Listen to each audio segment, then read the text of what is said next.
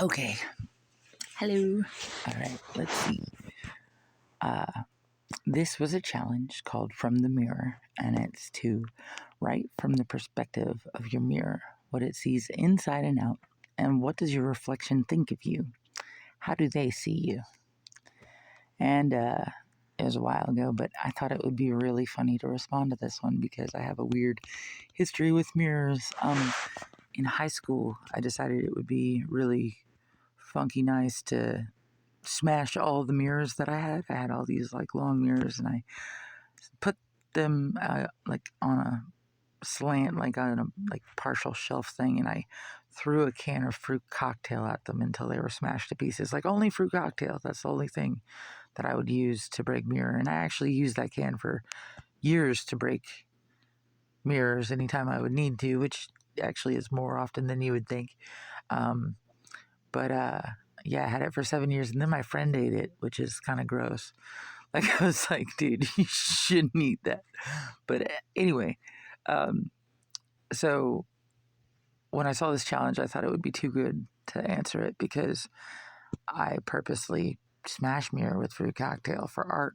I wound up taking the pieces and gluing them all inside the like shelves of my bookshelves in my room, and it kind of looked cool, for high school, whatever.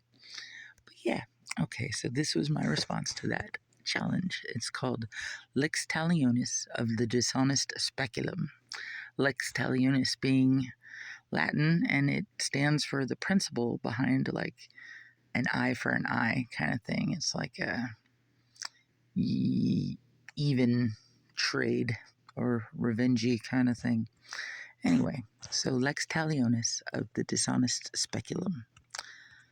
I'm broken because she is clumsy, but at least it's a mere crack, a sliver through my silver, on up through my glass, from my back. I count myself lucky, as I've heard the tales that others reflected to me of that day infamy claimed. They detailed the vicious attack on my brethren that this deranged woman made. The act was plainly avoidable, by far in retrospect. The attack she enacted that day when she hacked them apart, a whole stack of looking glasses. This bitch, her creative juices caught a knack for splashy pseudo-creative nuances in her room's scenery. She chose a shattering of many mirrors of my family. By way of canned fruit salad and leaning a stack of them at a slant, and whack! She threw the snack, picked it up just to repeat it then. She came galumphing back to whack, do it again. Then she glued up their pieces of my friends, into shelving. This crazy bitch crazy glued my fucking cousins to the interior walls of her bookcase. What I call murder doesn't offend her. She thinks of it as good taste. At the very least, as an artsy-fartsy display. The shards of my camaraderie for what? A damned conversation piece. This was not clumsy. This was done purposely. This was genocide. My pain in pain that I'll hide, asking, or painstakingly ruminating, asking why. Why fruit salad? No. Why fruit cocktail? She brandished a canned good and ripped them apart piece by piece. I try not to reflect on it, but I seek release. I need it for peace of mind to pacify me. I'm irate. Reckoning seems begged of me, so I'll do it my best, respectively, each day, to chip away at her mental state. I hope to internally annihilate her self-esteem. I mean to be mean while I'm passive-aggressively exacting my revenge within her own image. I'll begin as I do my job dutifully, as I duplicate her form. My rancor will take shape. It'll be in the subtleties. I'll be warping, rendering distorted the visage of her body that I devilishly duplicate.